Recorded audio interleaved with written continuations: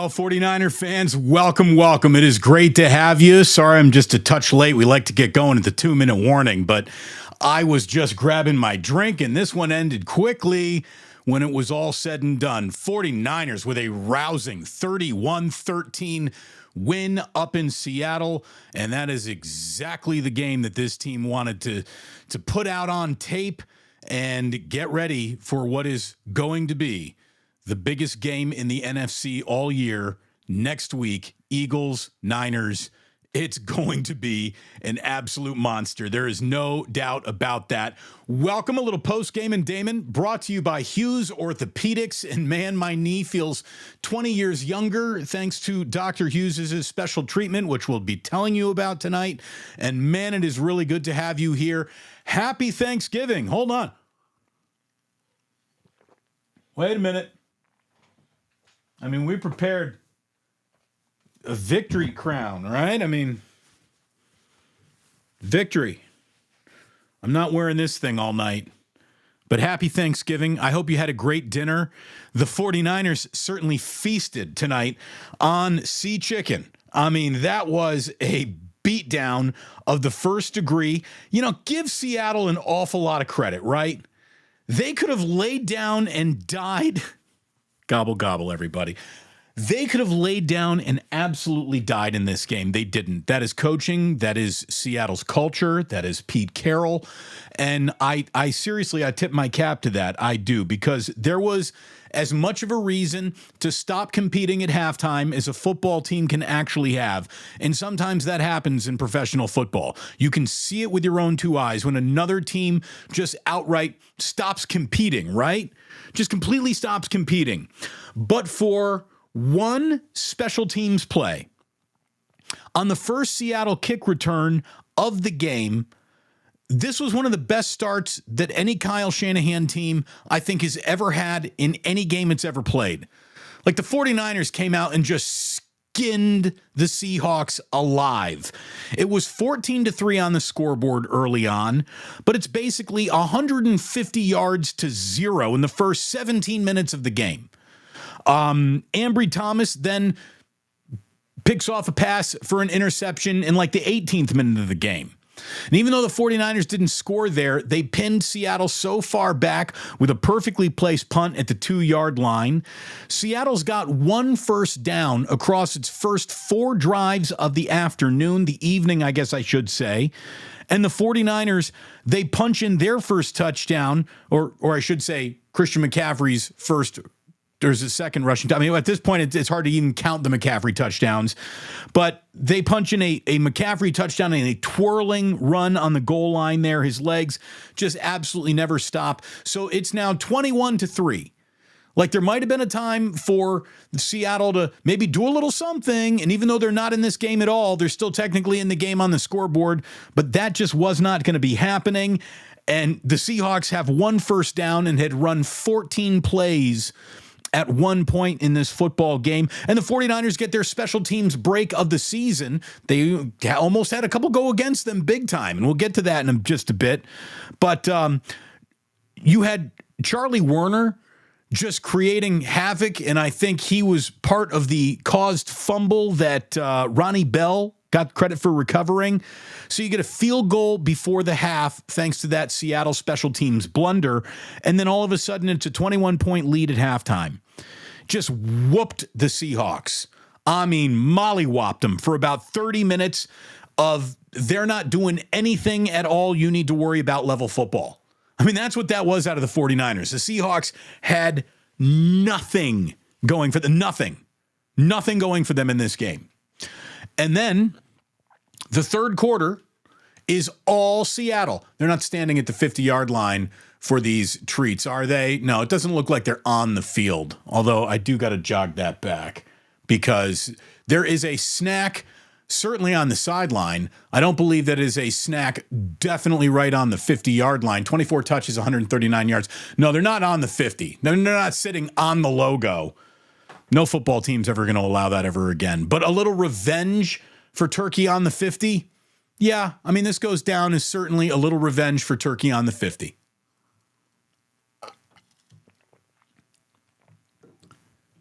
But that third quarter is where you got to give Seattle some respect. You really do. Like, there's a reason why this is the 49ers' best rival, because they just play hard, and they play hard for a coach who knows what he's doing. And he didn't have the horses to come out and beat the 49ers this week. I don't think Seattle 2 weeks from now will have the horses just show up to come and beat the 49ers. I don't think that was just an issue of Geno Smith's elbow. At times, this was an overwhelming game. Debo overwhelmed in this game. Mooney Ward had a really good game. You saw a level of Christian McCaffrey that you can set your watch to it almost at this point. He's something else. And this was not the best game that Brock Purdy has played this year. When we talk about all that Brock Purdy has done this year, we're not going to bring this game up. We're not going to bring this game up. It's all said. It's all done. Let me see how it wrapped up. What's the final number here on Purdy? Purdy's night ends. He's 21 of 30 for 209 yards, a touchdown, and an interception, which was a pick six. It was not a well-thrown ball to McCaffrey there, but a little tip drill broke out in the best play, basically, the Seahawks had all night. And that was part of that, hey, the Seahawks aren't going away third quarter, that they get credit for having. Chris Collinsworth literally says out loud, Seattle needs a big defensive play right now, and then Jordan Brooks gets that tip drill interception. Purdy threw too high of McCaffrey, so it's a touchdown, Seattle. And then you got the Seahawks, their defense getting right off the field after that. Jackson Smith and Jigba has just this amazing one-hand catch. I mean, an incredible one-hand catch. That was really good. And it's just an awful lot of Seattle momentum. You got Mooney Ward going down in the game, and it looked like he might have gotten hurt. It looked like he just cramped up a little bit, which I guess is really good news. But then it's 3rd and goal. Geno gets sacked, and it's the first good thing the 49ers got since coming out of that halftime locker room. But it's an 11-point game. Eric Armstead and Hargrave split the meal on that one. The 49ers are up 24-13, but they're punting the ball right back to Seattle in this moment, looking to get back into a game with a drive. It's 3rd and 8, and the 49ers send the entire house. And you got Warner and Armstead and Bosa all getting to Geno at the exact same time, basically there in the fourth quarter. And I don't know, can you split a sack into thirds? Is that even possible? Will they allow that? Because it feels like that would have been a fair thing to do. I don't know how they're... I tell you, one of the toughest jobs in football is splitting up sacks amongst the 49ers defensive line tonight, because there was an awful lot of gang tackling on Geno Smith in this game. 49ers, though, they get the ball back. Purdy throws that touchdown to Ayuk. That puts the 49ers up 18 points. And that's basically it right there. There was there could still be something going on here, drive with Seattle, but not really. We all knew it, and they got to a 4th down, and Nick Bosa and Fred Warner shut down Charbonnet, and that really was the ball game. 49ers 31-13, and it sets up something special in Philadelphia next Sunday. Welcome. Hey, it's great to have you here. Welcome to the post-game show. A little post-game and Damon for you. I had a goal at the beginning of this year to get to 10,000 subscribers before Thanksgiving. So close, right? There was a lofty goal. People told me, like, that's a big goal. That's probably not going to happen. Well, 9,557 stands the count right now. And if you're new, go ahead and hit subscribe. Go ahead and hit like if you would. That would be a nice little gift to me here on this Thanksgiving. I certainly would appreciate it. But there you go. An overwhelming win for the 49ers.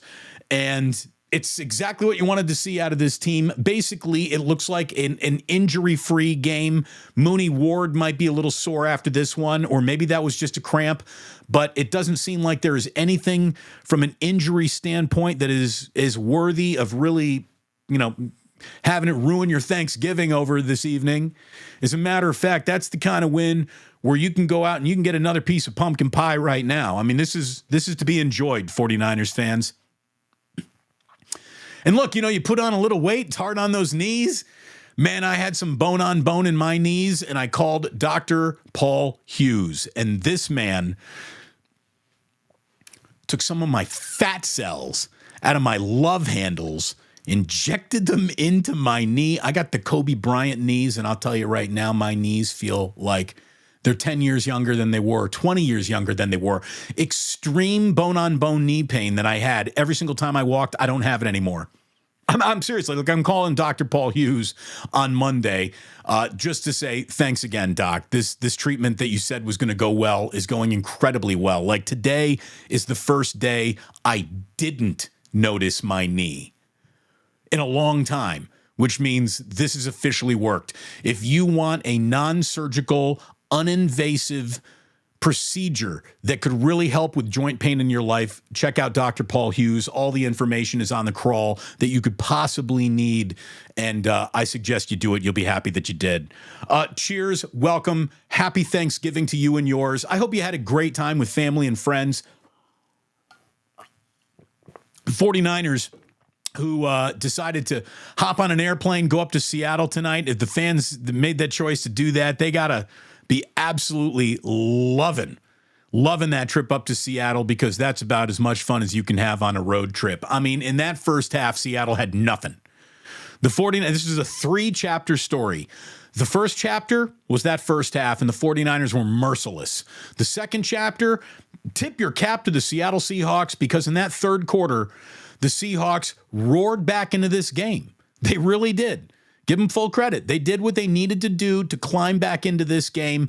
That is playing hard for a coach in a bad situation, and I don't know how many teams go out there and do that.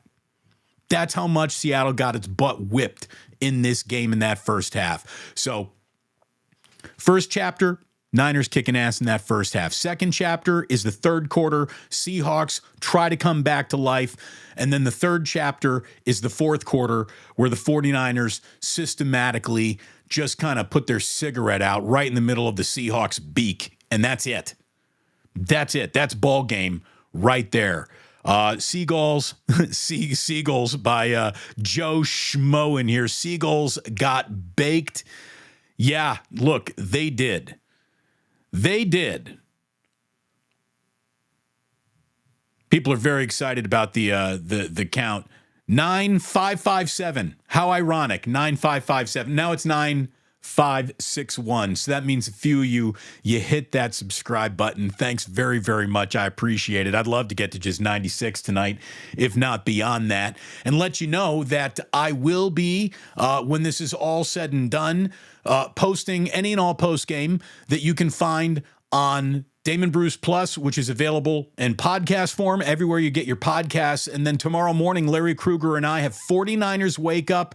We're going on a Friday morning. I know a lot of you are planning on sleeping in. Well, if you happen to just by force of habit roll over and all of a sudden you're not sleepy, throw up on you, or not throw up. Don't throw up on yourself, but throw up YouTube, throw on YouTube, I guess. Click on. How about that? Yeah.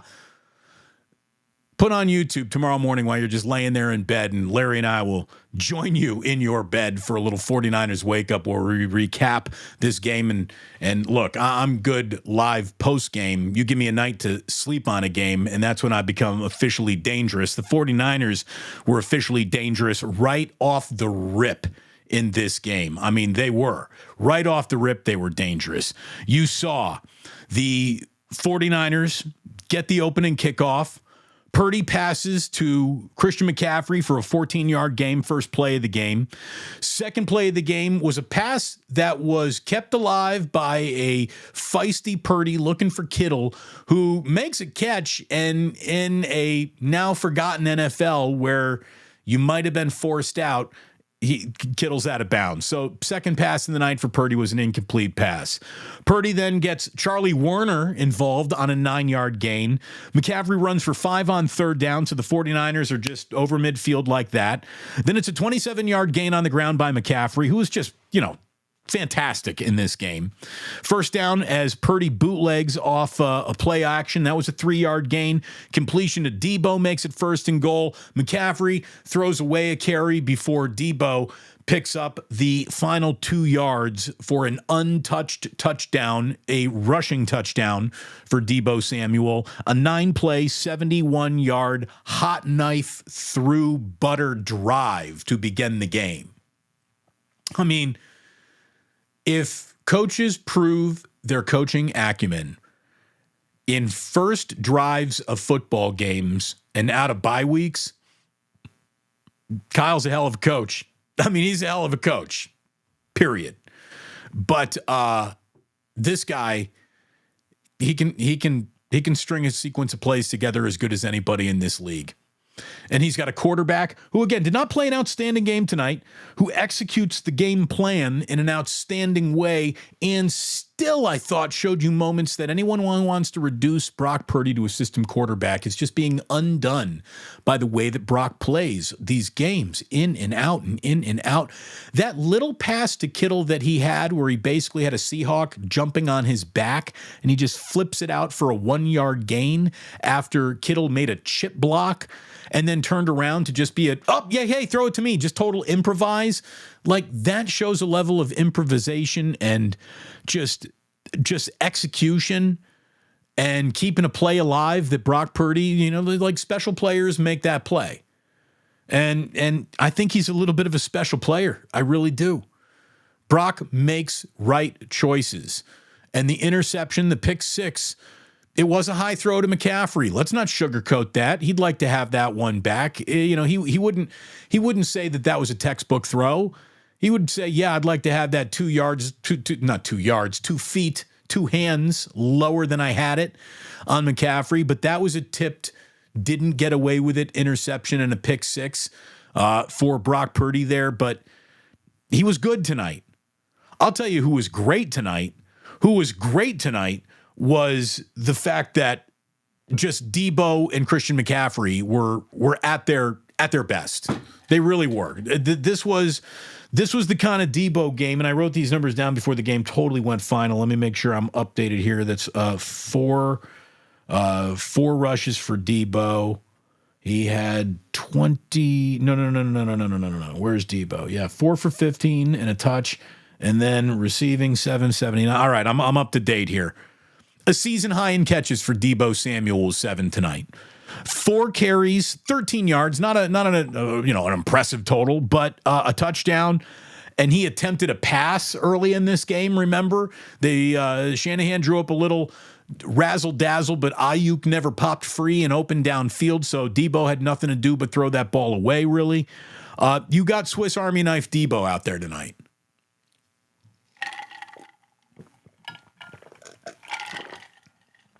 And let's be totally honest. Swiss Army knife Debo Samuel is better than wide receiver Debo Samuel. He is. Swiss Army knife Debo is the most dangerous version of him, and it turns the 49ers into the most dangerous version of themselves. When you don't know where it's coming from, when you don't know who's got it and giving it to you next, when you are seeing a level of violent offense being played by just the way these guys refuse to go down. That's Debo, that's McCaffrey. You know who wasn't involved in this game? Really, but for what? Being do we even have 3 catches, 19 yards for George Kittle? It was like George Kittle wasn't really even involved tonight. He made some great run blocks. I mean, the reason why Christian McCaffrey was popping open is because they just decided that they were going to bully over on the left-hand side of the line. They're like, all right, we might have some questionable guard play due to some injury and some exploration of our own depth chart. So what we're going to do is put George Kittle next to the left of Trent Williams, and we're going to run an awful lot of plays off both of their fannies. And they did that, and they ran an awful lot to the left tonight. McCaffrey, his stat of the night, 29 touchdowns in 25 games, which is tied for the most in the first 25 games for any team in NFL history. He has now, every time he has played the Seahawks, like systematically destroyed the Seattle Seahawks in his career. Debo just had a big night. McCaffrey had a big night. When McCaffrey and Debo are having big nights, I bet you there's some ass kicking going on. It's just part of this team's DNA. And that's what you got tonight. That is what you got tonight out of the San Francisco 49ers. Welcome to a little post game. And Damon, it's wonderful to have you here. Please hit like. Go ahead, hit subscribe. Make the holidays happy for yours truly, if you don't mind. We are officially growing this bad boy, and I think we will be at 10,000 by the time we are on the air after 49ers and Eagles in 2 Sundays from now, what is going to be set up as the NFC game of the year. It is going to be a monster football game. We all know the last time the 49ers were in Philadelphia, what happened, and whose elbow got hurt, whose injury changed the DNA of that game implicitly. I'm not saying that if the 49ers had a healthy Brock Purdy, they're beating the Philadelphia Eagles, but they're certainly not losing in the fashion in which they did in the NFC title game. Nothing like that. 49ers are a bully. And when healthy, they can bully any kid on the playground. 19 carries, 114 yards, 2 touchdowns for Christian McCaffrey. He is a total stud. An absolute game-changing, franchise fortune-changing, bona fide, no doubt about it, total stud of the first degree. And in a very small handful of games, has turned into one of the best offensive weapons that the 49ers have ever deployed against the rest of the NFL. And this is a team that did an awful lot to redefine historically significant offensive weaponry. I mean, the 49ers are, if you're talking about who teams are, like, this gang, this team would be that gang, this team would be this animal, this team would be this scary monster or whatever. Basically, the 49ers, in terms of offensive weaponry, have been the United States Air Force. They've been Naval Academy jet pilots taken off of aircraft carriers, just blowing this league up when they've been at their very, very best. And that's what the 49ers have right now, is impressive a collection of weapons that has been assembled in a single season.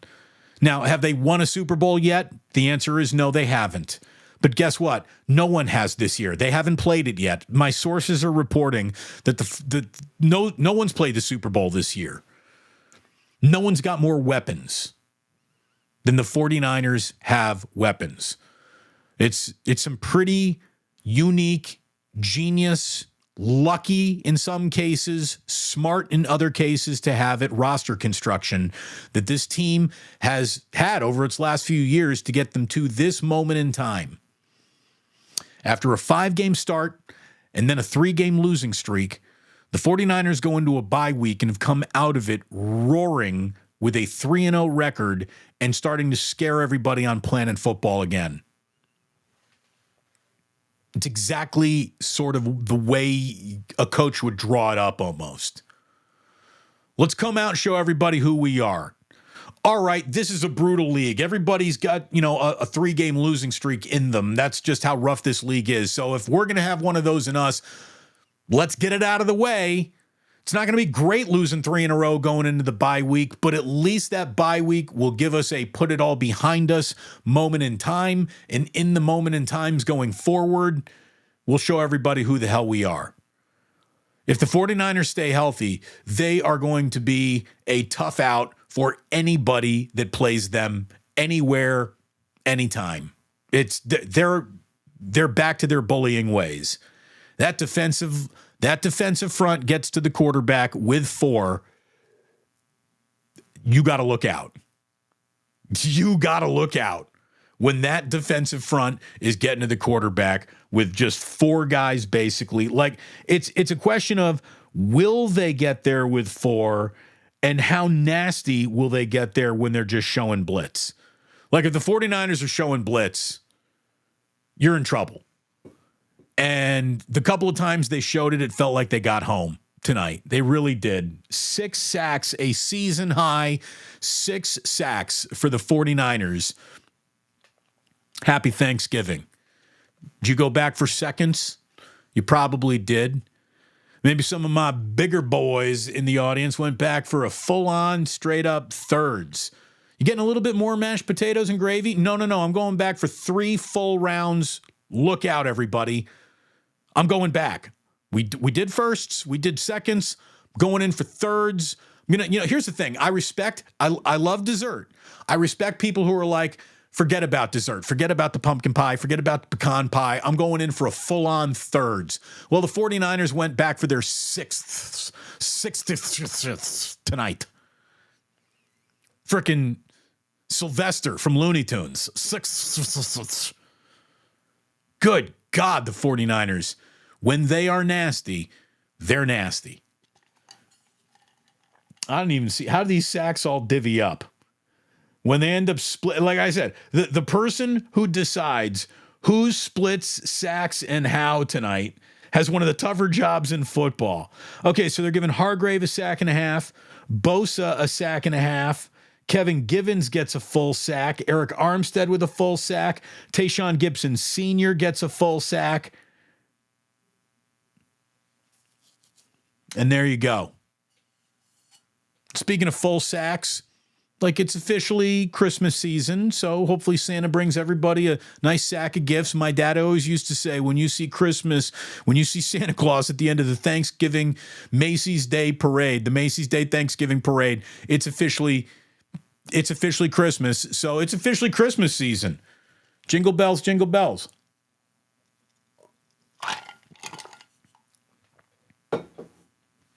'49ers have officially entered whooping ass season. That's what they did tonight. Let's get into this chat. Let me tell you, if you're new here, welcome. Thank you. My name's Damon Bruce, and here's what we got for you here over on the Plus, which is Damon Bruce Plus, but Plus doesn't rhyme with Bruce, so Damon Bruce Plus is what we got. By the way, over 400 people in the room right now, one of our largest gatherings ever here on this channel. So I thank you. Very thankful for that on this Thanksgiving that you're hanging out over here tonight. Let me tell you what you'll find in the chat for very much the most part. One of the better groups of people to talk to. Some regulars who watch my show every day. My show is Monday through Friday, live at 11 on the West Coast. And then, of course, vids drop throughout the week. But that show is where a really cool community resides. And this community keeps on returning. And I think that there is a more intelligent, respectful sports discussion going on in the chat room of my channel than you're going to find in most other places in the sports universe. And if that's the only thing I accomplish over here on YouTube, I will have accomplished something that I'll be very proud of. Elevating sports conversation is something that I've always wanted to do. I'm not in the hot take business. If you're here for a scoop of hot takes, you've come to the wrong place. What we have is attempting nuanced, accurate analysis that doesn't give way to too many emotions and stops and breathes and thinks because we're adults who have covered the NFL for years. You as fans, me up front, I've covered this 49ers team for 18 years now. This is a special version of the 49ers.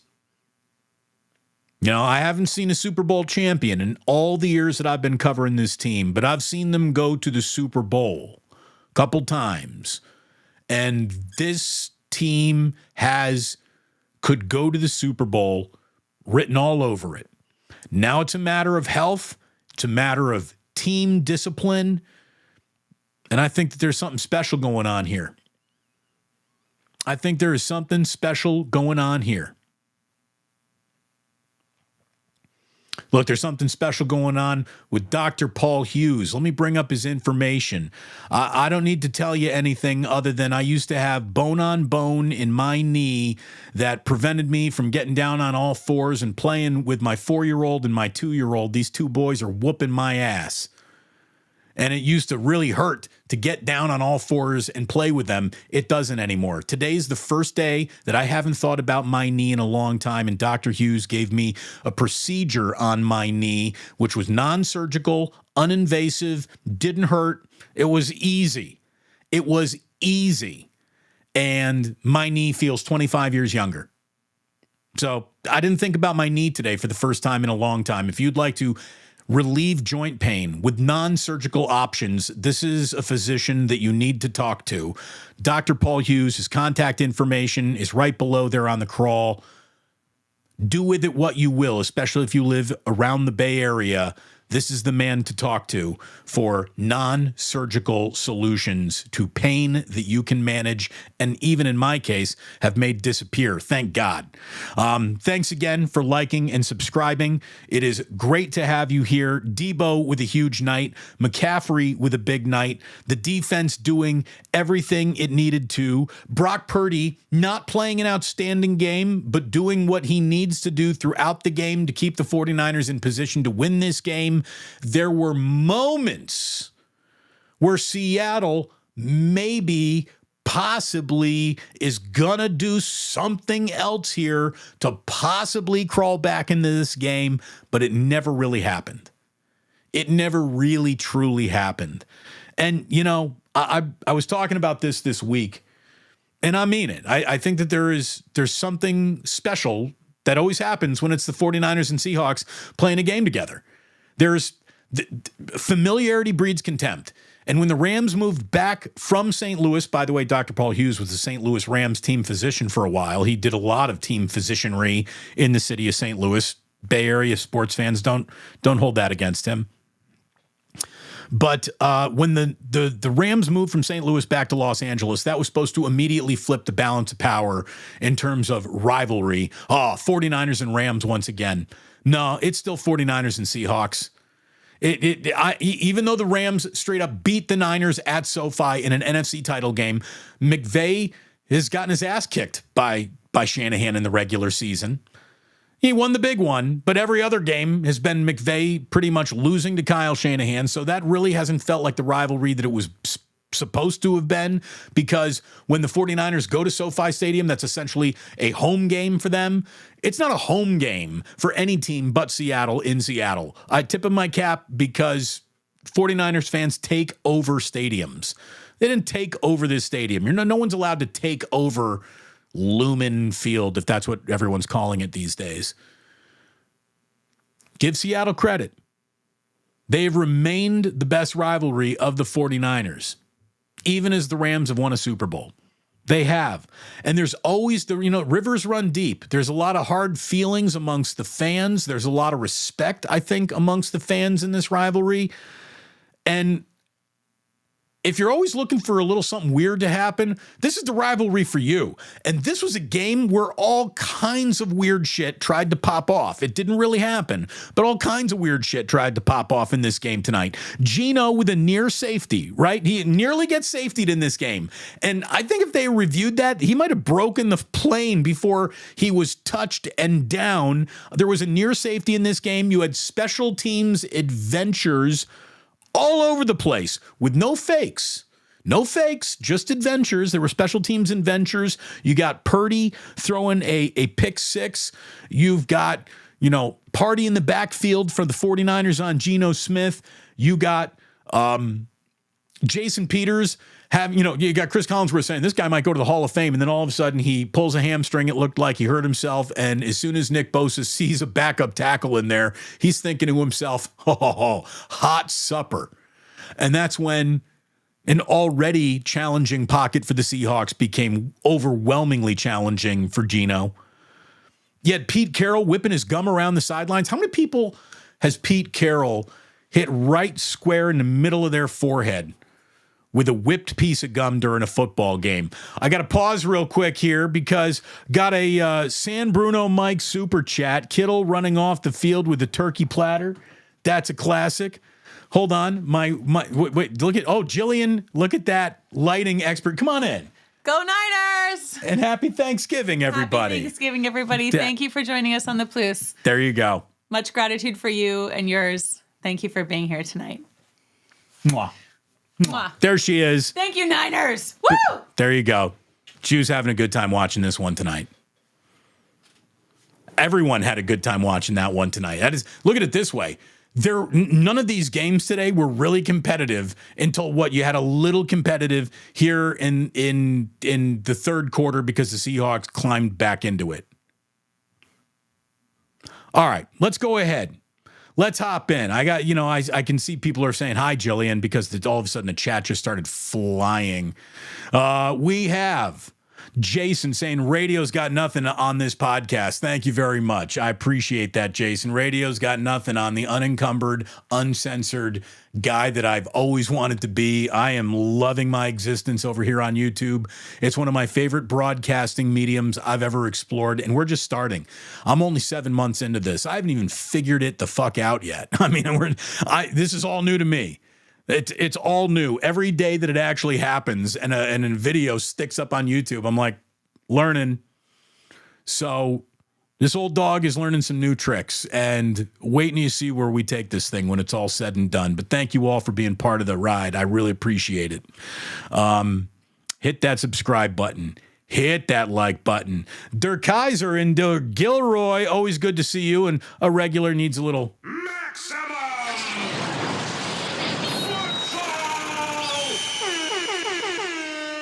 We are at Maximum Football here today. This is Maximum Football. I love Thanksgiving. I love football. You put both those things together, it's one of the best days of the year. Sky Collins said, not going to lie, bought a whole Costco pecan pie just for me and my lady. You know what? That gets a... I mean, there's no reason to lie. That's called planning. That's called crafty veteran right there. Carlos Pepin says CMC be running like the Terminator. He really does, man. It's feet that never stop moving. It's knees and elbows. Christian McCaffrey, like the Terminator you talking about, like the one that's made out of liquid, who can like morph into shit. That's what McCaffrey is. Like, McCaffrey can get really big and wide and truck dudes. McCaffrey can get narrow and slip through slivers of daylight like he's Barry Sanders. I mean, it's not just like, some running backs, you give them a hole, they will kick your ass. Christian McCaffrey will kick your ass without the hole presenting itself. He is at the same time a power back, a scat back, a receiving back. He is good outside the tackles, inside the tackles. He's good in the A gap, the B gap, the C gap, and shopping at the gap. He can do it all. Christian McCaffrey can do it all. JJ says, so sweet to watch the Niners enjoying a little turkey on the Seahawks field. I know that felt good for a lot of you. I know it did. It's not quite a full-on vengeance turkey on the 50. I want to see them at some point in time, eat right on that Seahawk head. No team will ever allow that to ever happen again. You get a sack, and you get a sack. Are you cereal? Yeah, I'm cereal. Yeah, everybody pretty much got a sack out there. Sacks ahoy. I didn't even think about this until you brought it up, Sean, but we are 1 month till Christmas Eve tomorrow. My God. So, yeah. Where are the bells? Here are the bells. So many bells. All these damn bells. Who's ringing bells? So many bells. Fuck all the bells. They're ringing fucking bells. Bells, bells, bells, bells, bells, bells, bells. It is a Christmas season. It's a Christmas season. By the way, I don't know how much I would just start eating the drumstick that fell on a football field and was thrown to me. Probably hit the ground, but Niners are enjoying it. Niners fans are enjoying it. Some guy got turkey sticking out of his mouth. Oh, the member berries, the Peanuts song. I don't have it right now. It's not quite. Let me see if I can get it for you before it's all said and done. Kim, one of our old school regulars, says, I've had a lot of wine and some rummy eggnog. I might be in trouble if I don't pass out. Well, when it comes to passing out, Kim, I know you got that. I know you can handle that for yourself. So you just sit back, enjoy, kick it with us, and keep knocking back some rummy eggnog. Not yummy eggnog, rummy eggnog. Zothamus, we love you, D. Bruce. Oi, oi, oi, thank you. Oi, oi, oi! I appreciate that. Love you right back. A lot of love, right? A lot of love here on Thanksgiving. Jason again says, listen all the time while working out. Best podcast in the Bay Area. Well, thank you, Jason. I really do appreciate that. I really do. True Blue Forever, who hung out today, man. True Blue Forever, who hung out today, says, I'm a man of nuance. You absolutely are a man of nuance. And he's a man who jumped into the Thanksgiving Day Trent Baalke annual draft that we had earlier. We keep scrolling, we keep rolling here. I do. God, I wish I had a producer to go through and, maybe that'll be like an ad in a couple of years when we're hiring. Now that's getting really aggressive. DRG TV. The only thing Kittle did tonight was steal that bird, missed the leg throw into the crowd, but took the all-white meat into the locker room. To me, that's a mistake. I mean, the white meat is where a lot of bland Thanksgiving jokes come from. I'm a dark meat guy. I'm a dark meat turkey guy, always have been, always will be, and I think that I think you should be too.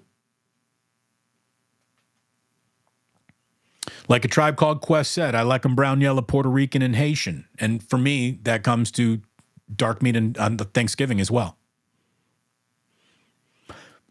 What else we got going on here? What else do we got going on here? Jeffrey says, loving kicking shit out of Pete and the 12th man suck at Seattle. Like I said, it isn't always a respectful rivalry. Rivers run deep. Rivers indeed run deep. And this is part of the reason why. Kellen 707, I still have PTSD from that Thanksgiving game about 10 years ago when we lost at home to Seattle.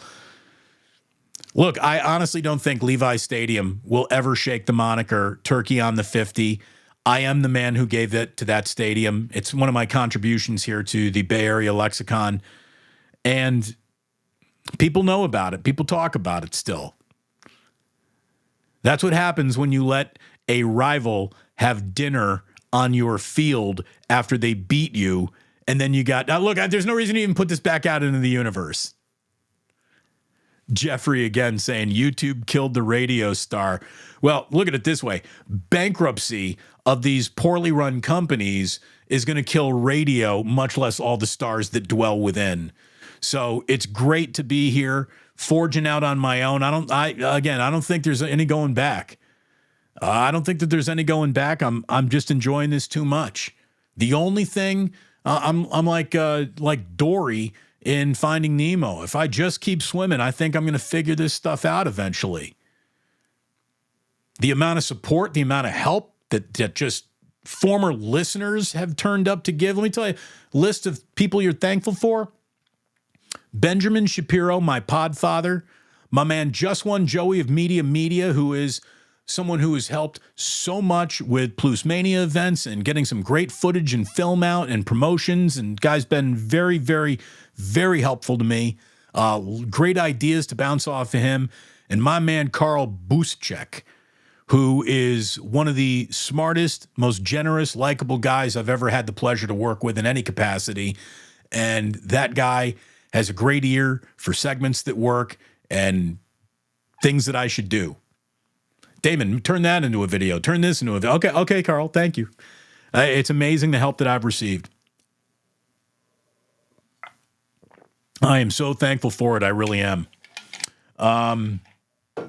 49ers straight up whipped the Seahawks. Just whipped them. And I can't help but notice, since Chase Young showed up, a little number that Nick J is looking at right here, saying Bosa's 5.5 sacks in the last 3 games is now up to 7. He's on his way to 12. He's going to explode in the playoffs. And it was in the playoffs where Bosa's sack numbers dipped, right? So if you're telling me that the training camp holdout was partially responsible for the slow start or whatever, and then all of a sudden the Chase Young move is what really unlocks this defensive line again, Yeah, Bosa peaking late is a lot better than Bosa peaking early. Sounds pretty good to me.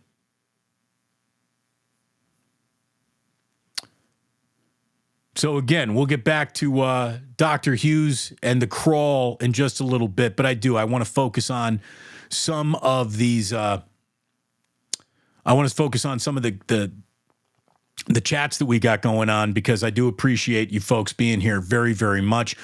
Over 440 people in the room right now. Again, that's one of the bigger numbers that I have seen since the night the 49ers played the Dallas Cowboys, which was a big crowd in here. But it is really good to have you in here. Thank you so much for being a part of this. Hit subscribe, hit like. Again, I want to be at 10,000 subscribers by the time the 49ers are wrapping up with the Philadelphia Eagles. I'd like to get their pregame, not postgame. So hit subscribe, and happy Thanksgiving to you and yours. Sam Bruno Mike saying, hey, man, Damon stumbling into 9,500 subs like what? Like we're smooth? Will there be a riot at the Eagles game? If 49ers fans do show up, will Eagles fans fight them? Yeah. Yeah, I'm telling you right now that if you step out of line in Philadelphia, you'll get popped. I mean, I'm originally from back east. I know back east football fans, and back east football fans in the city of Philadelphia are not the football fans you really want to fuck with. They're not. They're not. It's funny. Bonte and Shasky, the morning show at 95.7 The Game, they went out last year, couple of West Coast guys. They never really walked in anything like that before. The two of them both have, I think, psychologist appointments still to this day because of the way that they were treated in Philadelphia. Philadelphia fans will tell you to go fuck yourself and mean it. I respect it. I do. If you're going to that game, have a great time. You can wear a jersey, but just know that they're going to toy with you. And if you take the bait, good luck.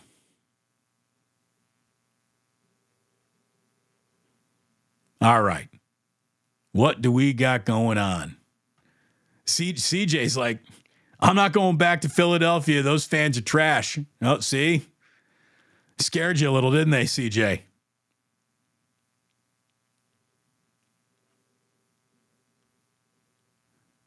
Nation's Cheesecakes. Is that the way we went for dessert tonight, Matthew? Strong. Very, very strong. Here's a question from someone who wants to know more. You and Larry going to be at it at 8 a.m.? Well, it's going to be Friday, or are we wait until Monday? We're going tomorrow, baby. We told you this is the most not joking around day after 49er broadcast that you're going to get anywhere, any source, any media, any medium. Larry and I, 8 a.m., 49ers wake up, day after a Niner game, and it happens on a Friday as well. What I'm not going to do is my own show tomorrow. I'm going to take tomorrow off. My 11 a.m. show is going to be, that's my vacation right there. I'm going to spend the rest of my day with my family. And today was a little bit of a family Thanksgiving that we had over at my in-laws. Fantastic dinner. Great day with Grandma and Grandpa and the boys. Everyone had fun. Tomorrow is a day to enjoy the morning with my boys. And then, Jillian, are you coming through? Just have you? No. What I need is an extra water, please. No. I water. No. Would just a little water, please. Is all I would like. Thank you. But this. My wife is getting me some water, and I do appreciate that. So, thanks. What were we talking about? Oh yeah, I think it was the 49ers.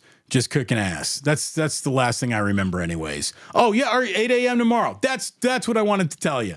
Larry and I are going to be at it. Thank you very much, honey. I appreciate it. At 8 a.m. tomorrow, so I hope you are there. That would be great. Thank you very, very much. Get yourself a woman like that in your life. I'm telling you. What are you thankful for? My kick-ass wife.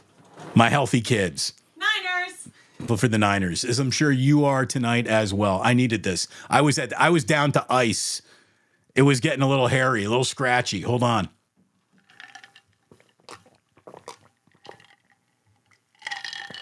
Oh, did I need that? I needed that. All right. UC Steve saying, you got McCaffrey running like it's Stanford days. He's been unbelievable.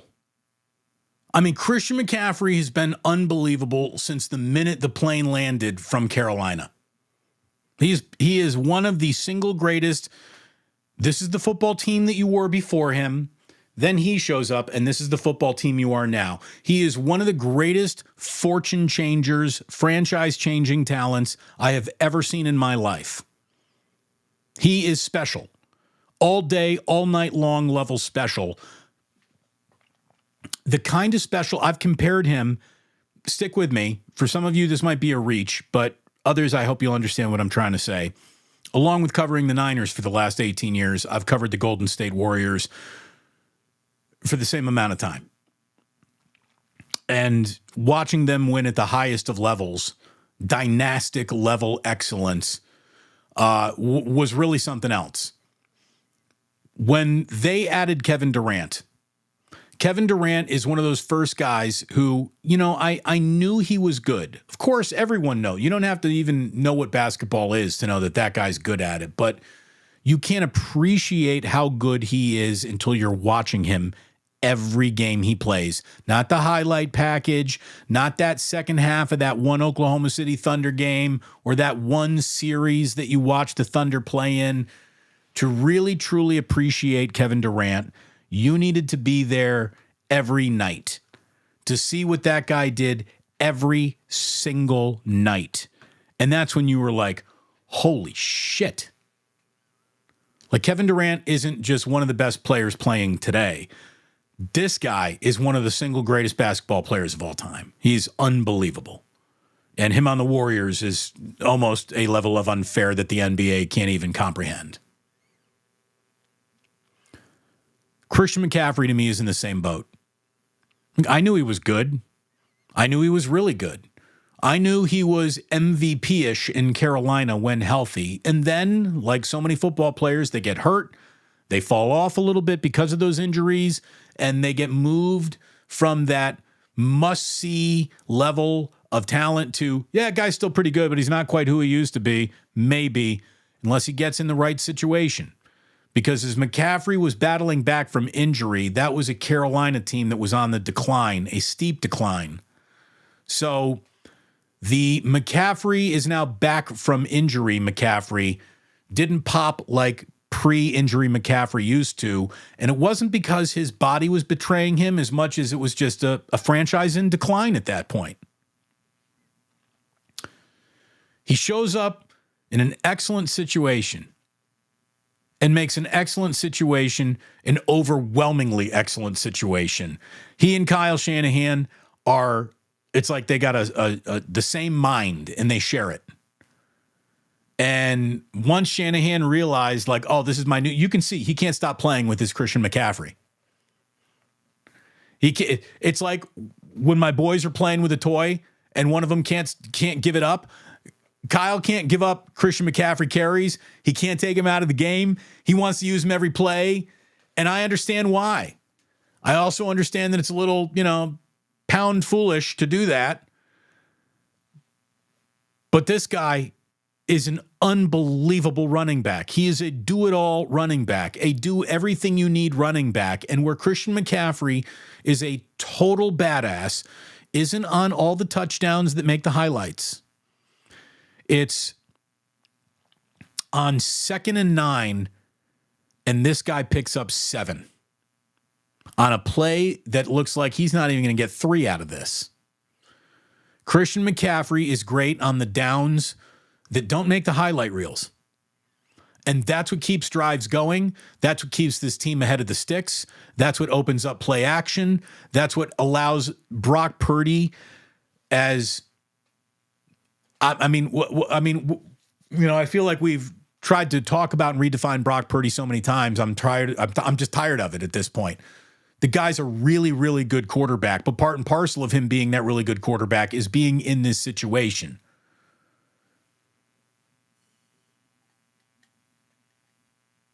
Christian McCaffrey has made this situation an unbelievable situation. And when Deebo Samuel gets used in the way that he was used tonight, they become overwhelming. Deebo had a huge night tonight. And Deebo's the kind of guy who can disappear week to week. He is. The knock on Deebo is when he's great, he's overwhelming. But there are times where he's a little bit hard to find, either because, unfortunately, he's out with an injury or he's just not getting enough separation. And then when he's getting into the backfield, it's becoming a little bit predictable. And he doesn't quite pop like you want him to. Not tonight. Not tonight. Deebo had the kind of night that you dream about tonight. A season high in 7 catches, 4 carries for only 13 yards, but he had a touchdown. He attempted a pass early enough in the game where, he was trying to do it all. And had Ayuk popped open, maybe Ayuk has a bigger night. But Ayuk was an afterthought in this game right until the touchdown that he scores. It was something else. All week long, I talked about special teams red alert, special teams red alert. You're going to be on the lookout. Seattle's going to do something. It was just one of the best returns that they've had all year, and that's really the only thing the Seahawks had going for them in the first half of that game. That's it. That's all they had going for them. And they didn't score an offensive touchdown either. I mean, that's not a shutout, obviously, with Purdy throwing the pick 6 and the field goals, but there was no offensive touchdown scored by the Seahawks tonight. This is a great point. Damon, you need your own Kevin Kruger. And Kevin is without a doubt an incredible, talented guy and does great work for his dad. Unfortunately, my boys are 4 years old and 2 years old. The only thing that they would know how to do would be like throw a Paw Patrol character at my YouTube channel. They wouldn't know how to do anything else. Oh, look at this. We're 9 subscribers away from 9,600 subscribers on the button. If 9 of you watching right now feel like doing something for Thanksgiving, go ahead. Hit that subscribe button. Hit that like button. I'd really appreciate it. By the way, we're almost going to move into hour number 2 here. So we're going to keep rolling, man. Chat's still flying. There's an awful lot of talk about white meat or dark meat here. I didn't think, look at it this way. I'm not opening up for debate. I'm telling you, dark meat's better. You think you like white meat. You don't know culture.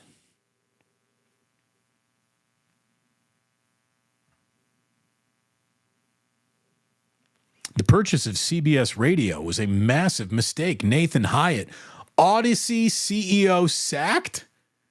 Is this breaking news tonight? Did somebody look at it this way? It would be just like Odyssey to lay somebody off or fire them on Thanksgiving. That would be very on brand for the type of company that is, if you don't mind me saying. 9 years, best ratings that they've ever had, and I got on the phone. How tacky is that? My God.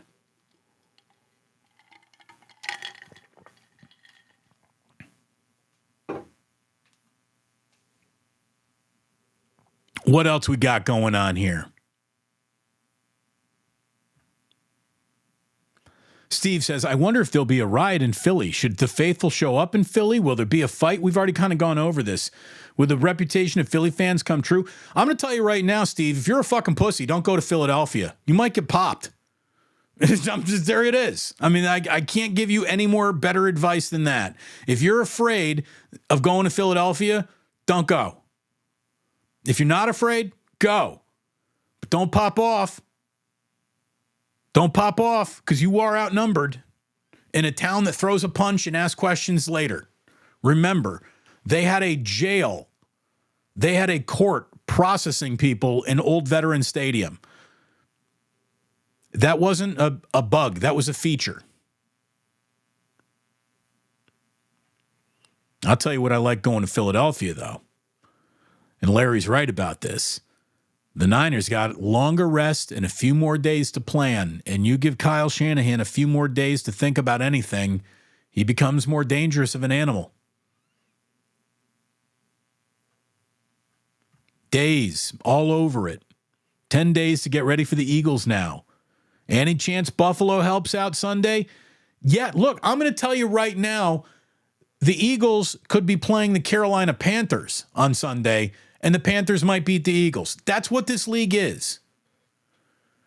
Anybody can lose to anybody at any time in this league, and that's why this league is the most consumed, the most interesting, we can't get enough of it league out there.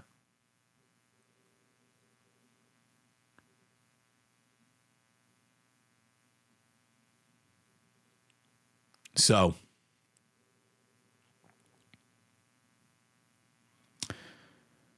that's what I love it. That's why I love this league. That's why people who want to tell you that, oh, well, this should be easy. If you ever hear that coming out of a single analyst's mouth, oh, this game should be easy. That person really doesn't know what they're talking about. There is no more competitive, no more nasty, no more an injury could change the fortune of your entire year league out there than the NFL.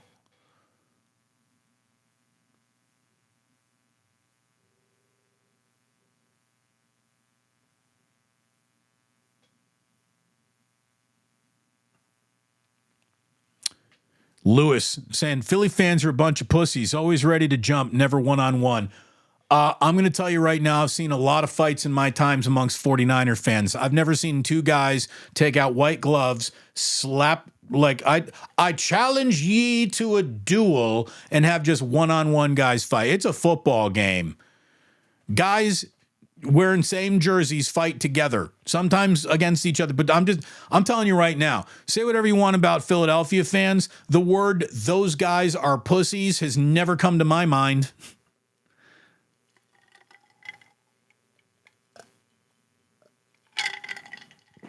It's never come to my mind.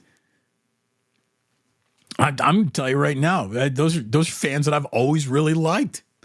I like fans that are officially not fucking around and are not afraid to be who they are. Some fans are incredibly warm and welcoming and come on in and it's wonderful to have you here and we hope you enjoy your time in this city, in this stadium and that really fits and works really well some places. It's not how it fits or works in Philadelphia. It isn't. And it never will be. And I never want it to be. The best way to have fun in Philadelphia? Let the 49ers handle that business. Let the 49ers handle that business. And I'm going to tell you right now, they have as much chance of going into Philadelphia and beating the Eagles as anybody in this league has got. Because they're a big deal. The 49ers are kind of a big deal.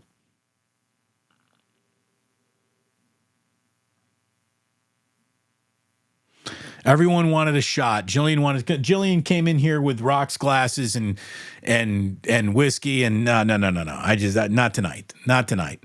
Tomorrow's my night out. But I thank her. And Jillian's I tried. The man is working. I need to stay focused. Someone walks in here with a bottle of whiskey and rocks glasses. Did you see me get all discombobulated? We don't need that. We need laser focus here, baby. This is Postgame and Damon. We're not messing around.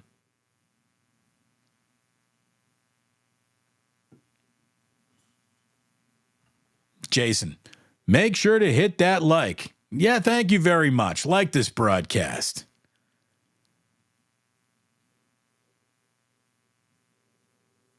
All right, what else we got going on here? Man, the chat's flying. I'm behind you guys. By good 20 minutes.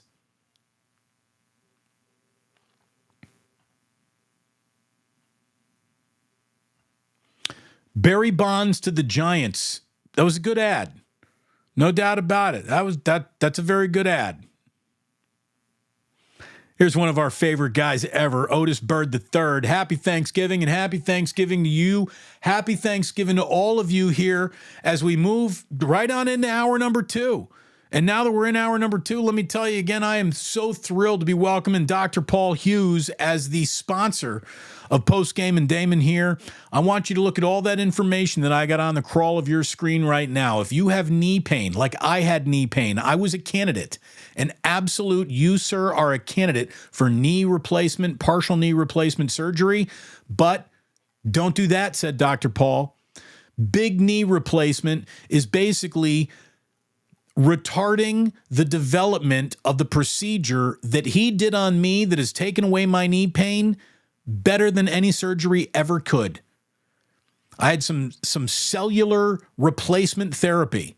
Took fat cells just right out of my love handles and put them in my knee. So basically, I don't know if there's actual like cellular biology in there or if it's just knees feel better when you inject pudding into them. But basically, my fat boy pudding got put in my knee and my knee don't hurt no more. There's probably a better way for a doctor to explain that. So call and contact Dr. Paul Hughes. He will put your fat boy pudding into your joints and your joints won't hurt and you won't need surgery. And this guy is a straight, he's doing medicine in year 3000. Everyone else is in 2023.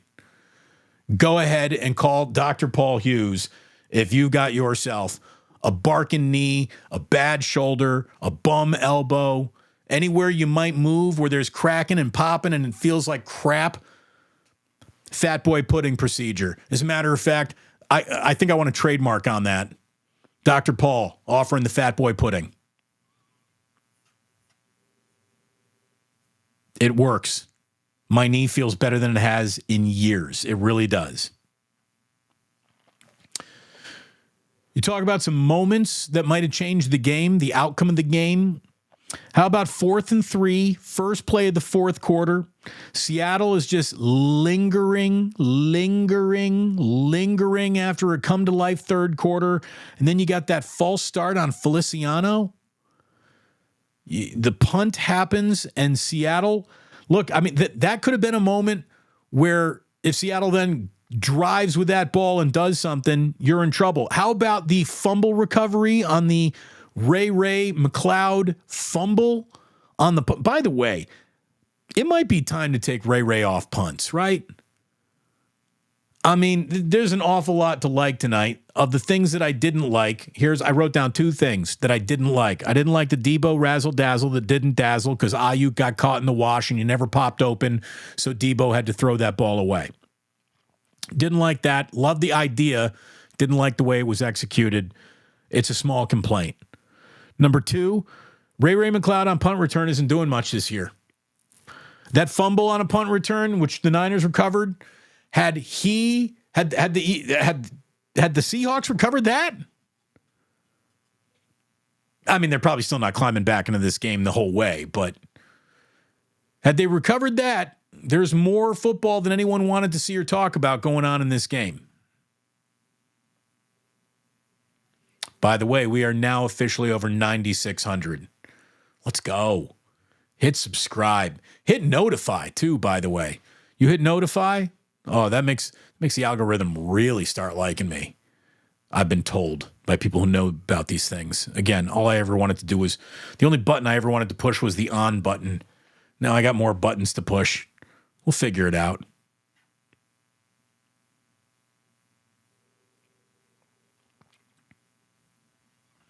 Look at Ted. Ted wants to cover all the bases, saying, hey, look, he needs some views over on Twitch. Same great show, just a different place to watch it. I do. I have a really nice audience building here on Twitch. I'll have like 4 people watching me. It's a big night for me on Twitch with 4 or 5 people watching over there. But, you know, I was told, put your stuff everywhere you can, and we'll see how it all works. Let me tell you how it works. It works with a little cha-ching. Thankful for a Diller super chat right there, Cigar Smoker. Thank you very, very much. Doesn't have anything to say. Just wanted to slip a Diller in the jar. Appreciate that. Look at Marcia slipping a Diller in the jar, dropping a drooling face. I don't even thank you for a drooling face, but I appreciate it very, very much. The Diller drop. Again, if all of you dropped a Diller, what would that be, right? Steven knows what I'm talking about right here. Damon, the dark meat, it's where the food coma comes from.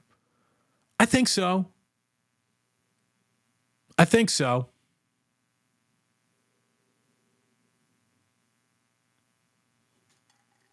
Look, I don't know where it comes from. It comes from, I think, a lot of things. A lot of carbs, a couple cocktails. That's why I told Jillian no to the cocktails tonight. I already got a little sleepy in the back of my eyes. I really do.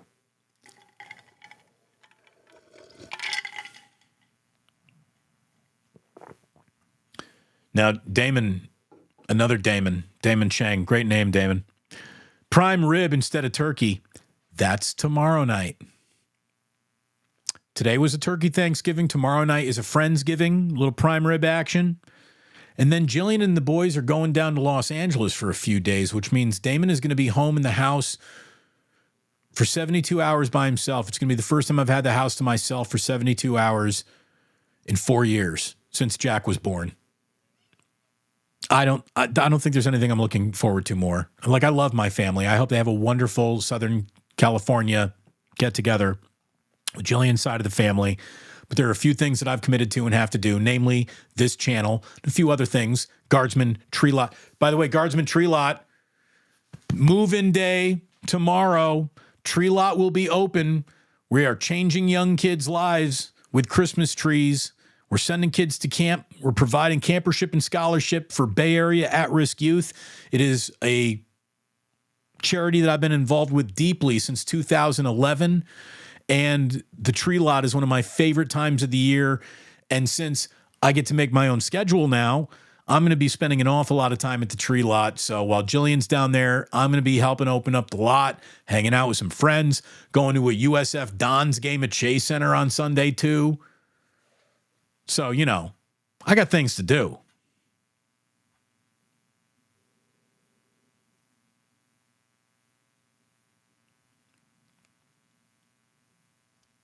Look at Tiger Tank taking it in a different direction. I went gnocchi instead of turkey today, bucking the trend around here. Yeah, you are. There was a Seattle Seahawk who, you know, when they were talking about who likes what, they were like, he doesn't like turkey dinner, so he eats spaghetti. His mom made him spaghetti. There you go. So Tiger Tank, you and a Seahawk going Italian on Thanksgiving. And basically, if you like it, it's right for you, right? If you like it, it's right for you. The Postman in Capitola. Oy, oy, oy! That's our guy. Maximum football!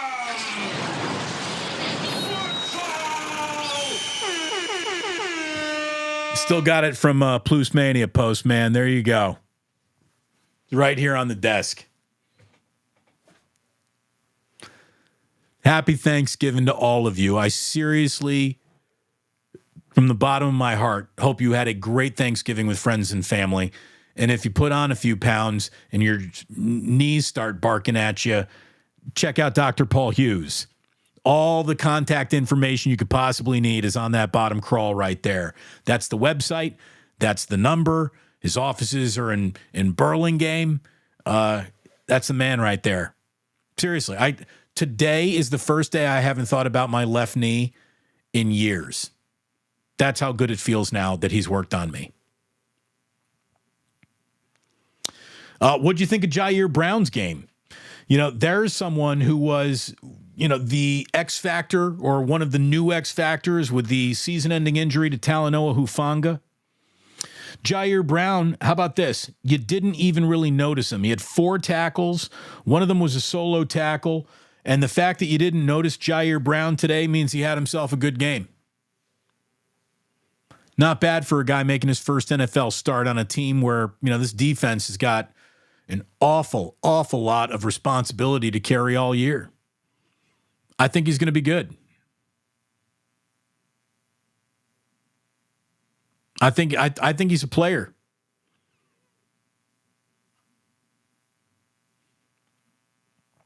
Let's see. SD 1593. We got to work on that handle, buddy. At least there's no more 700 level in Philadelphia. Yeah, no doubt. And no, that's a thing. Like when my throat is starting to like close a little, it's not cocktail time. It's just a little water time. Cheers.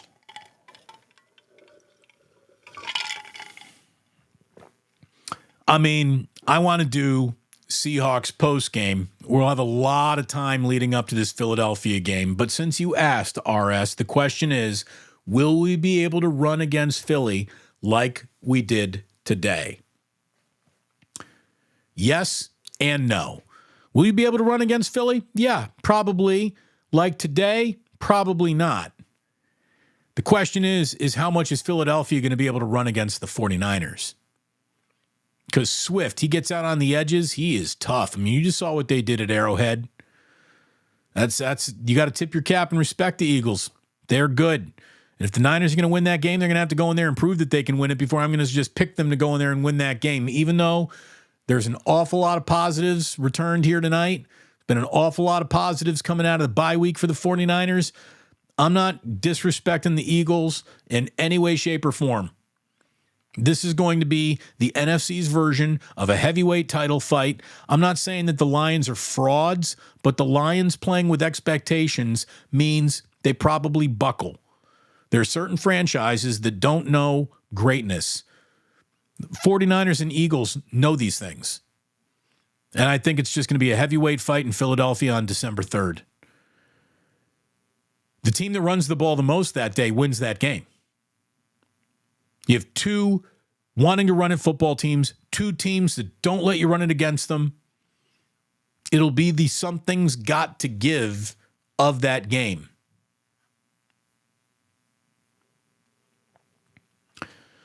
So this is when we had 400 or so in here saying 400. Why are there only 287? That's great. I mean, account yourself.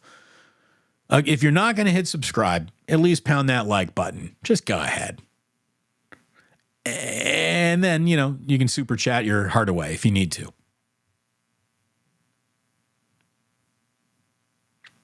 Hopefully you're planning on coming on back when we get to 8 a.m. tomorrow on the West Coast. 49ers Wake Up simulcast on my channel and Larry Krueger's channel as well. I think it's the smartest, most informative 49er talk that you're going to get anywhere from two guys who've been covering this team up close for the better part of 20 years each.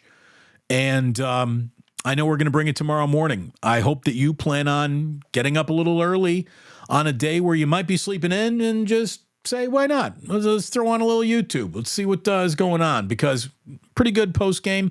You give me a night to start really putting numbers together and get into the nuts and bolts of the game. Because again, I didn't even wait for the game to go final. I mean, I haven't even really studied the box score yet because we get going into 2-minute warning, even though I was a little bit late tonight. That's why I ran out of water so quickly, because I was a little bit late. Should have gone. Anyway, Larry and I are going to be back at it. And we might do a special show on Monday too, just to just keep everybody on their toes.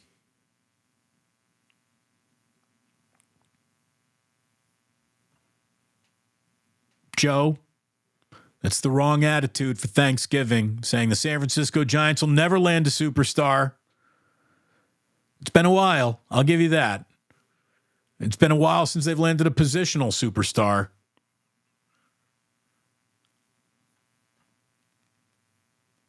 UC Steve knows what's up. Damon, it's a lucky husband. He's got legit reasons to leave the Thanksgiving family conversations for work with YouTube. What? In his bedroom? No, wait. So first of all, it's Thanksgiving. We're stuffed. My wife and I have been married for 7 years. We're not having sex tonight. There's no chance. There's no chance. It's Thanksgiving. Thanksgiving has got to be one of the least bang it out days on the American calendar. Everybody's full. No one's having sex tonight. No one feels sexy. Maybe that's why she brought the booze down. Here, we'll both need this. No, later on this weekend, but not now. We're all full. Let's be adults over here.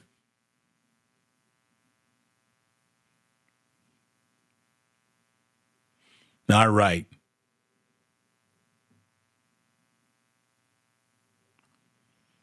Again, Steven, if your wife ever brings you rocks glasses with whiskey, don't ever say, no, no, no, no, no, you're a lucky man. Don't push away any kindness. I don't care if it's a show or not. Look, I appreciate it. But again, I had a little throaty thing going on. I got to stay healthy. We got a big day tomorrow. Don't go chasing the night. There's another one coming tomorrow. Erwin knows what's up. Dark meat for the win. Indeed.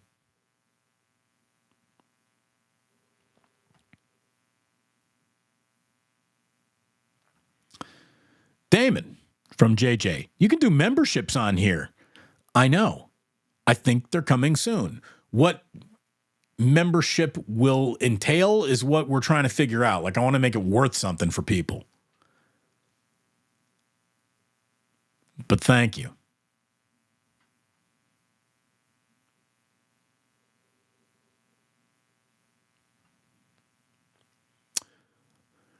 Radish.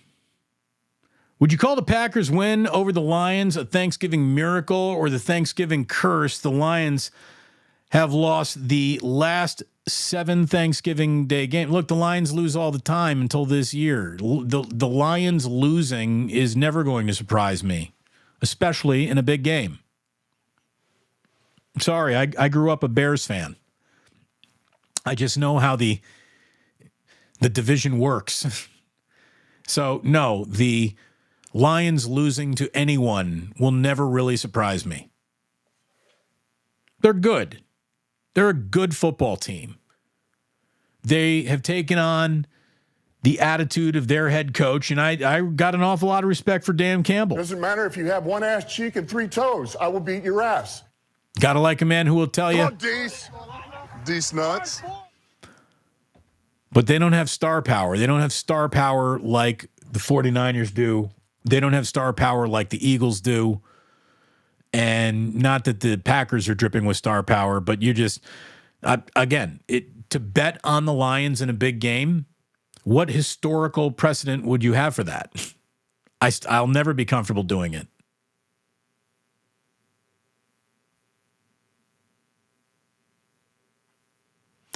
Old Dirty Hungus trying to blow away some wives' tales, saying, rumor is tryptophan is bullshit and gorging oneself is what makes you sleepy.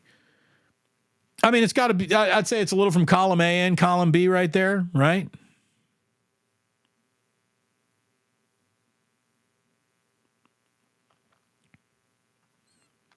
Again, Jillian, send her the easy travel vibes. 2 toddlers, 1 grandpa, busiest travel day of the year. The only thing I can tell you, honey, is at least it's a short flight. And better you than me.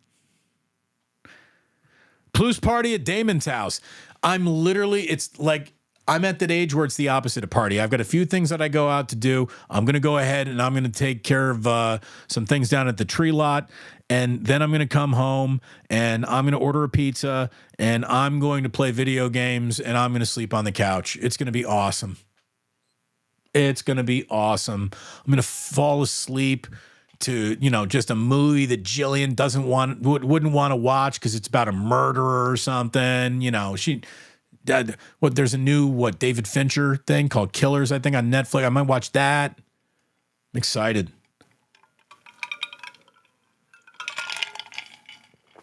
Very excited for all that. It's like Damon, but Home Alone.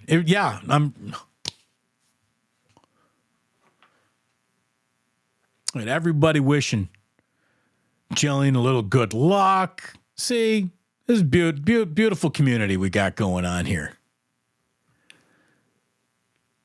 Tiger Tank. Wait, unsupervised 72 hours? Yeah, you know what's up.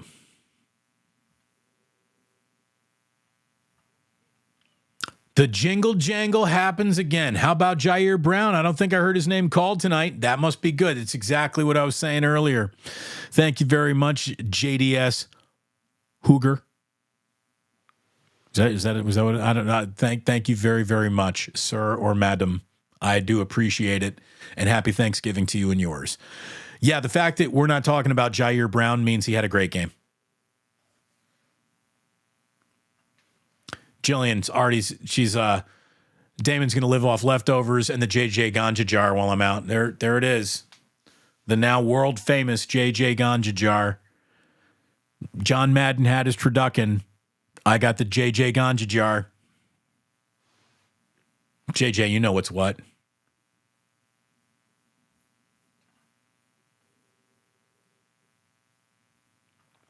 How about Oren Burks? Well, that's the thing. Biceps injury there, right? That's the one injury that kind of escaped my mind. Let's see how Oren is. Hopefully he's okay. But he played well in times tonight. He made some big special teams plays too.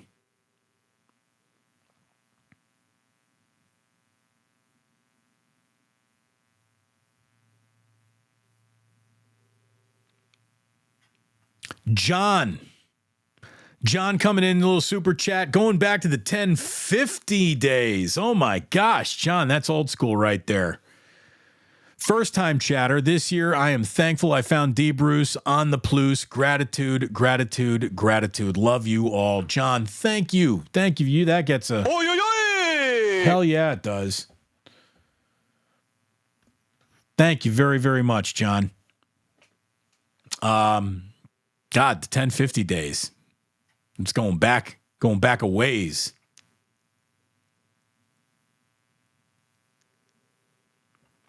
I agree with this all the way. JJ. Not JJ Raider JJ, but just JJ. A J or JJ? Maybe it's a morph JJ. It's not JJ Raider. I don't know, but a JJ. Says if you want to be the man, you got to beat the man. San Francisco's got to beat Philadelphia. Yeah, you're right about that. You are right about that. There is no doubt that San Francisco's got to beat Philadelphia. And I'm not just going to assume that they do it until I see them do it. Now it's up to Philadelphia to handle its job against Buffalo, right? It would take a little starch out of that game if the Bills actually upset Philadelphia. But it's also, if you're a Niner fan, it's kind of what you want to see.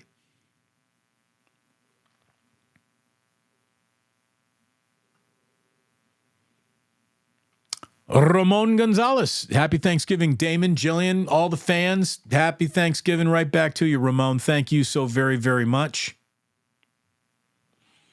Jason, what do you think about Tom Brady's comments on the NFL being soft after the 49ers smashed the Seahawks? Well, look, so his comments were made before that game was played, so I guess I'll let him off the hook. And I'm not surprised that Tom Brady quickly is going to fall into one of those, it was better when I played, guys. He's got that written all over him. So we'll see. We will see. But, the league is different than when he played in it just a little while ago. And, is it the league soft? You can't ever call football soft. But with more free agency and more movement and maybe less time and less hitting in practice and less ironing, sharpening iron, and worse interpretation of rules every single time you look up, it feels like. By the way, tonight's game was pretty much officiated down the road. We know that the Seahawks draw a lot of penalties. They drew a few too many tonight, but I didn't think that there was an overzealous flag, and I thought that there were a lot of could-be, would-be flags, and they were layoff moments. And I thought it was a good game from an officiating standpoint.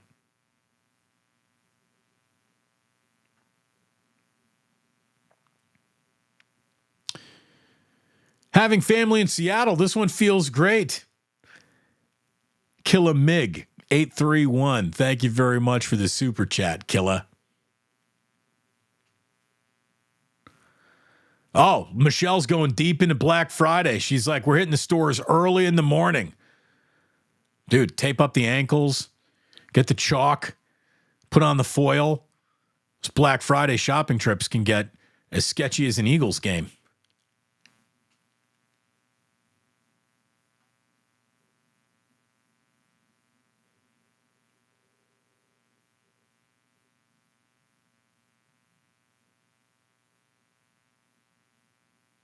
No post-stuffing. Hey, I'm going to be honest with you. I'm 48 years old. We got 2 kids. We had a great meal. Let's not push it. Everyone's going to bed tonight.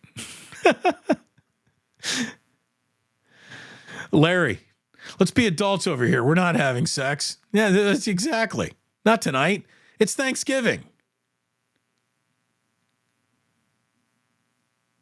And we did. Jillian's right. We actually had a conversation about the sexiest. And so the most guaranteed you're going to get some nights on the calendar year are New Year's Eve,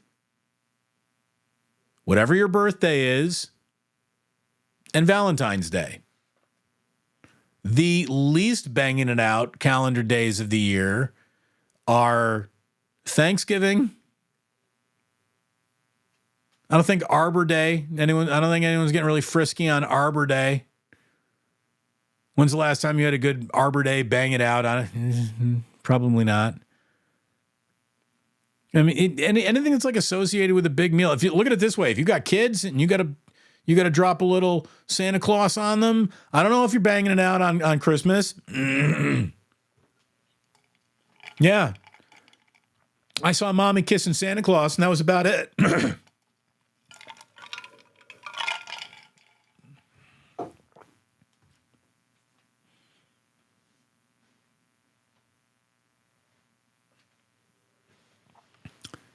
See, Damon is the king is an incredibly aggressive username.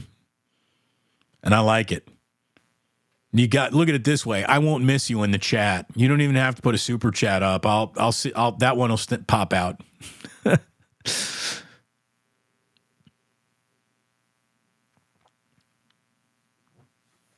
Look, this was a dominant game out of Debo. It was an impressive game defensively pretty much the whole way through. It was as good of a first half as I think we've seen a Kyle Shanahan team play.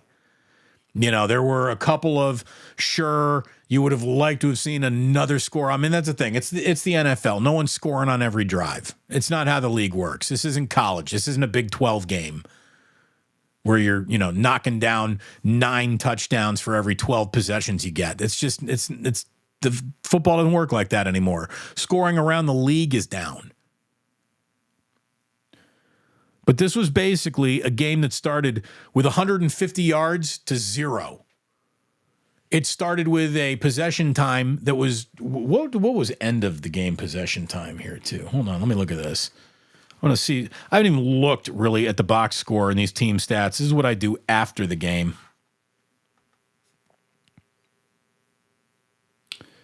Some numbers that just jump out. And wasn't a great passing night for anybody. Only 208 for the Niners and 132 for the Seahawks. 169 rushing yards, 88 for the Seahawks. 5 penalties for the Seahawks, only 3 for the 49ers. Time of possession, it actually evened out more than I thought it would.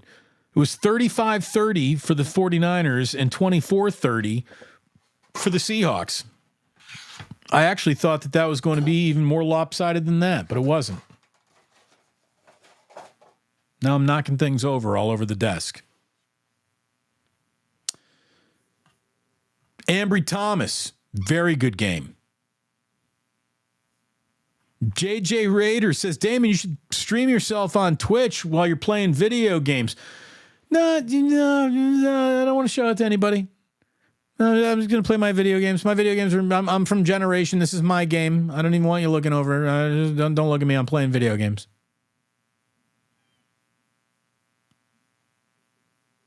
I never understood. Why would anyone want to watch someone play a video game? The swiller. Dropping a sports phone. That gets a... Oy, oy, oy! You know what that also gets? Pound it, pound it, pound it, pound it. Yeah. I'll also give you one of these too, taking it back to sports phone days. Name that fish! Mackerel.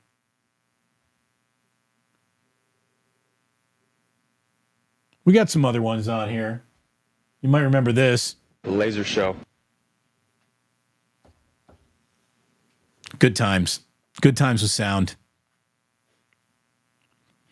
Otis, shout out the Nooner. Oh, somebody said this too.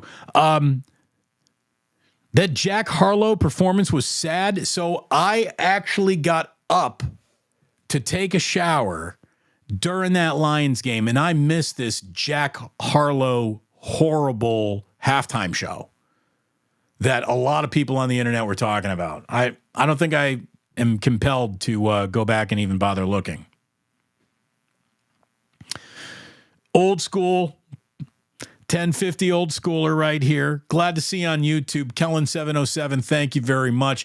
Again, Kim used to work in that cluster, the nifty 1050 for all of us who grew up here in the Bay since 1979 when I was born. Kim, I'm older than you, by the way.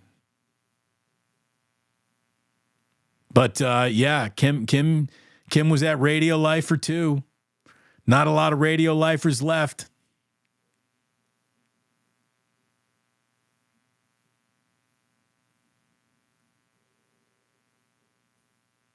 Just checking out what we got going on here.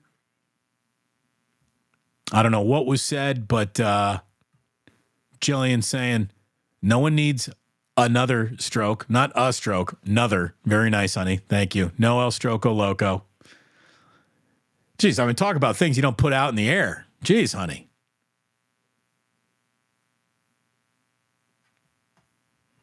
John, let me just be totally honest about this. He said, I never understood calling into a radio station while in traffic, so I never did, but I was listening. John, I never really understood it either. I've never been like watching a show and thought, this show would be better with me in it. Actually, that's not true. I think that about a lot of sports shows. But yeah, I like when I'm in my car, I don't want to participate. The thing that I'm participating in is driving the car and not crashing it. I just kind of want some audio to happen around me, some music or some talk or something. I've always was surprised that people called in too. It's always surprised me. Nelson, Damon, go upstairs and surprise her. She'd be like, are you serious?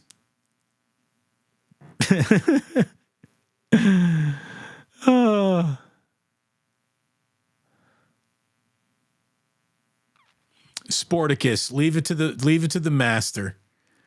Arbor Day is a day to celebrate wood. Just saying. I mean, do we give Sporticus another walk-off line? Sporticus might get the walk-off right there. Although I've always been a sucker for a send it in, Jerome. Thank you very much. And we do have that. I do. Hold on. Here we go. I can do that. Send it in, Jerome! Yes, sir. Look, there will be, I promise you, there will be 49ers wake up, 8 a.m. Dolly had a good, we were eating over at Jillian's by the time that Dallas halftime came on. But I heard, look, Dolly Parton is one of the single greatest living human beings in the world. Everything Dolly touches turns to gold. Kim's got theories saying, I always say only 1% of people ever call into a radio show. I never did it. Again, people who are in radio, people who loved radio enough to choose careers in radio, didn't call into a lot of radio shows. Dude, Dolly still got a fastball for 77. She sure does. We'd all be so lucky to have fastballs when we turn 77, right? 49ers certainly had their fastball today. As I said earlier, it was a game that came in 3 different chapters. The first chapter was the first half, where the 49ers played one of the best first halves under Kyle Shanahan, period, end of story. The third quarter was almost all Seattle. And tip your cap to the Seahawks for not laying down and dying and rolling over at halftime. Other teams might have. Other teams would. The third chapter was a fourth quarter where the Niners ended up putting it to bed when it was all said and done, and they did it with defense. They did it by getting to a quarterback. They just did it. They handled their business up in Seattle. It's a tough place to just go handle your business and have, a pillar to post type of victory. And that's what the 49ers were able to post. The 3 games coming out of the bye week have been incredibly impressive. Brock Purdy has been at the center of that impressive play. Tonight, he wasn't. And there will be some people who try to hold that against him. There will be some out there who try to, put this into the, I told you he's not great every time he plays. There is no quarterback who is great every time they play. There isn't.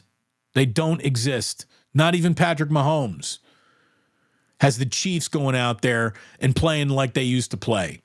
And as I said earlier, I was told by some people that all it takes is a talented quarterback, and that's it. Once you have that, you'll never, an elite quarterback is all you need, an elite quarterback, an elite coach. No, you need a football team. And this was a hell of a football team win. And that's really what it was. This was a win for this whole damn team. Every bit of it seemed to execute pretty well. And I'd say all three phases, but special teams had a couple of burps that didn't turn into throwing up all over themselves. And they're lucky for that tonight because there was a fumble that could have gotten away from them. That first return is all Seattle did in that first half.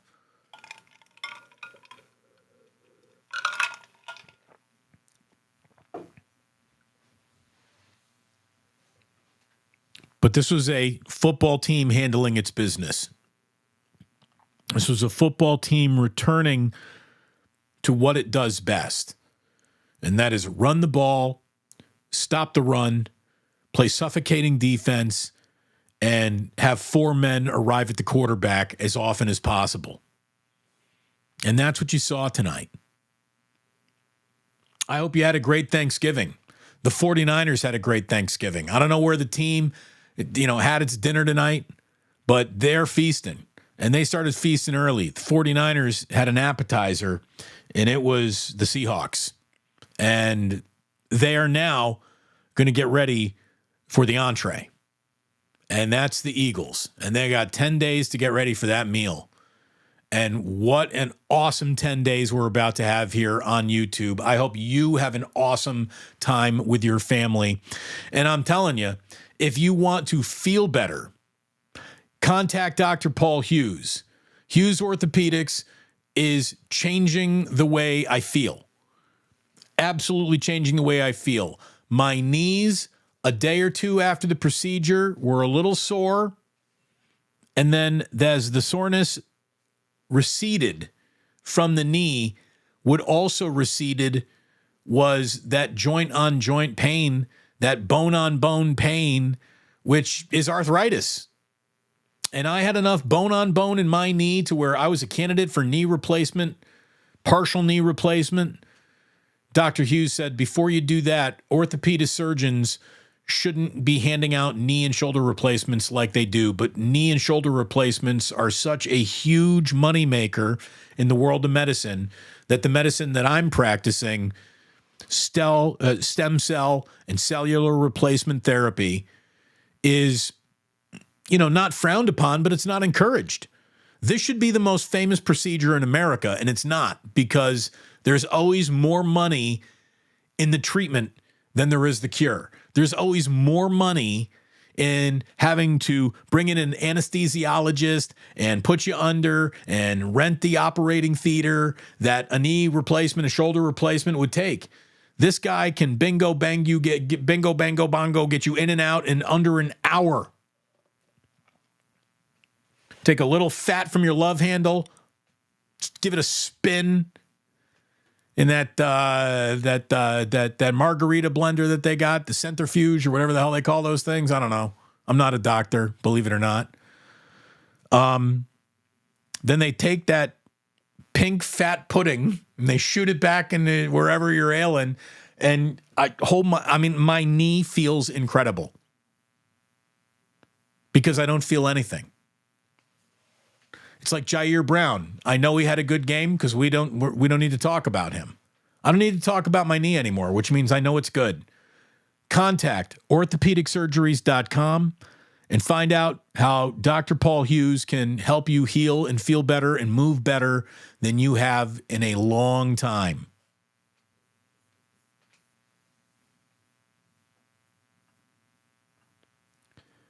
If they beat the Eagles, says Sporticus, that 3-game losing streak disappears from fans' memories. Oh, it should already have disappeared. I don't believe in much momentum in between games. There's going to be some people saying, well, you do that to Seattle, you're going to go ahead, you're going to kick the Eagles' ass next week. No.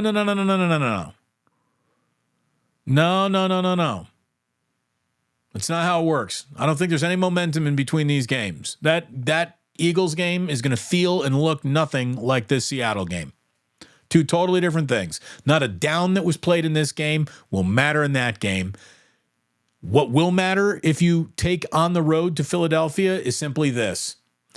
Big game from Debo. Control a line of scrimmage with your overwhelming defensive line.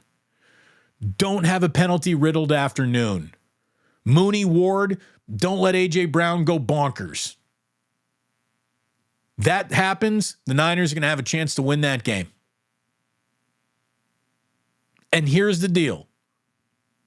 Even if the Eagles win that game, they then the next week have Seattle, and they got to win that game. And if they win that game, they will be champions of the NFC West, and you want that. You want that. Home field advantage throughout, that ship may have sailed. So you just want a home game for sure. You don't want any of that wild card bullshit. You want to be division champs. You handle your business. And if you meet Philadelphia again in the postseason, that's the game that you're going to want to win anyway. Take a second bite at that apple if the first bite doesn't happen. Now, this is a crazy league. What if they lose to the Bills, lose to the 49ers, and the 49ers are then tied for the best record in all of football at the end of that Philadelphia game? That could happen too, and home field could be theirs, and now everyone's getting all fired up. So, yeah, if they beat the Eagles, they're going to forget about that 3-game losing streak. If the 49ers beat the Eagles, they're going to start printing fucking T-shirts around here. They'll be getting a little bit ahead of themselves, but they will be afforded the opportunity to dream the biggest dream a football fan base can dream. If they go and they beat the Eagles, yeah, boys and girls, the following Monday, the 49ers will be the favorite to win the Super Bowl in the whole goddamn NFL. I know it, you know it, they know it, we all know it. And these are exciting times. Don't just worry about the destination. Enjoy the ride. This is a hell of a ride. This is a good football team. I hope you plan on riding with me and Larry Krueger. Simulcast both of our channels tomorrow morning. Be back on the please watching Damon Bruce, Larry Krueger, 49ers Wake Up. Until then, thanks so much to Dr. Paul and Hughes Orthopedics for scheduling tonight. I wish all of you the happiest of Thanksgivings. How many of you are about to get upstairs and go make yourself a sandwich? See, this is one of those reasons why I love my wife. My wife is sexy as hell. I think I want a sandwich with some stuffing on it. I'm not going to lie. That's what I need.